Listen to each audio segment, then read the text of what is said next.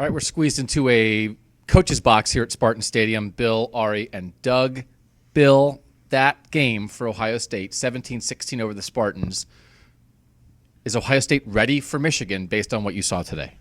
Yeah, I think so. I mean, I thought they were ready, and I think you might have wrote it after the Nebraska game that, okay, they still have things to work through, but I think they're ready.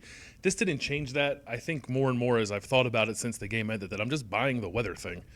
It didn't look so bad from the press box where we were, but everyone we talked to said that wind was crazy. And if the wind truly affected the passing game as much as everyone says it did, I think I'm okay with that. And I think Ohio State showed you that they can still run the ball. They had 2 guys rush for 100 yards in a game where everyone knew they were running the ball.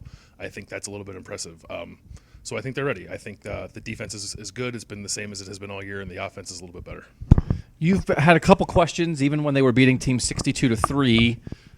Do you feel like you're filled with more questions right now, or are they okay? I feel like I'm the same.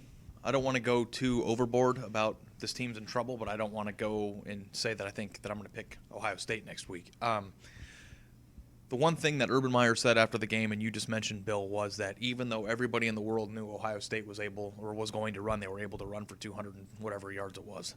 And I think that that's a pretty big thing to be able to do, because I think what you saw out there, wind or not, is going to be the crux of their offense against Michigan.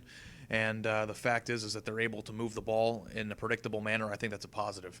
But I do think that Curtis Samuel touches, again, were an issue. No outside receiver really was able to get anything going. And the passing game, JT, even though there was wind, missed a few throws, and I don't necessarily think Ohio State's running on all cylinders going into the biggest game of their year. The thing I'm waiting for, and nobody has ever done it in 5 years, so maybe it'll never happen, is for a defense to say, JT Barrett is not running a QB draw on us. Beat us 1,000 other ways, but especially on third down, we're going to have someone locked on him. He can throw it over my head if you want. You can go to someone else on the outside. You are not running a QB draw and gaining your first down yards.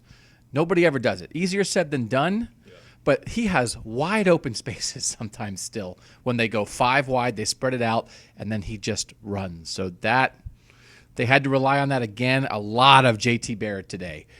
They had to do what they had to do. A lot of JT Barrett running it today.